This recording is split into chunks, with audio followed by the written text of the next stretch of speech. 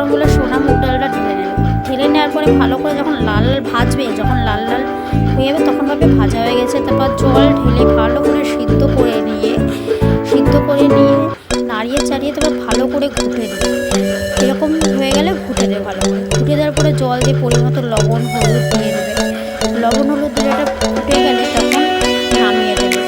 নামিয়ে দেওয়ার পরে মাছের মাথাটা ভালো করে ধুয়ে নেবে। 5 থেকে 6 বার মাছের মাথাটা ধুয়ে দেবে। তারপর লঙ্কা, আদা, তেজপাতা, শুকনো লঙ্কা, জিরে, টমেটো, লঙ্কাটা ভালো করে পেস্ট করে নেবে। আদাটাও ভালো করে পেস্ট করে নেবে। জিরেটাও ভালো করে পেস্ট করে একটা সাইডে নামিয়ে নেওয়ার পর তারপর আমাদের নতুন মশলা তৈরি করতে হবে। গোটা গরম মশলা কড়াইতে দিয়ে নামিয়ে তারপর ধনে দিয়ে দেবে। ধনে দিয়ে তারপর জিরে দিয়ে অনেকক্ষণ নাড়িয়ে তারপরে ভাজা হয়ে গেলে ওটা নামিয়ে শিলনোড়ায় বা মিক্সিতে ভালো করে ওটা পেস্ট করে নেবে, যাতে দানা দানা থাকে। ভালো করে পেস্ট করে একটা কৌটোতে ঢেলে যাতে গন্ধটা না বেরোয়, গন্ধটা বেরিয়ে না যায়।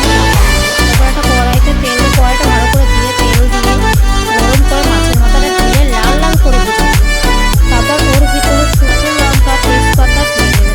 তারপর জিরে দিয়ে ভালো করে নাড়িয়ে নেবে। টমেটো দিয়ে স্বাদ মতো লবণ হলুদ দিয়ে দেবে। লবণ হলুদ দেওয়ার পরে প্রথমে আদাটাকে নাড়া দিয়ে তারপর সব মশলাটা দিয়ে দেবে।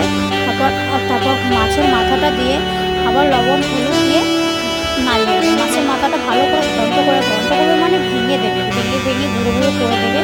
তারপর ওটা ভালো করে কষানো হয়ে গেলে ডালটা ঢেলে দেবে। ডালটা ঢেলে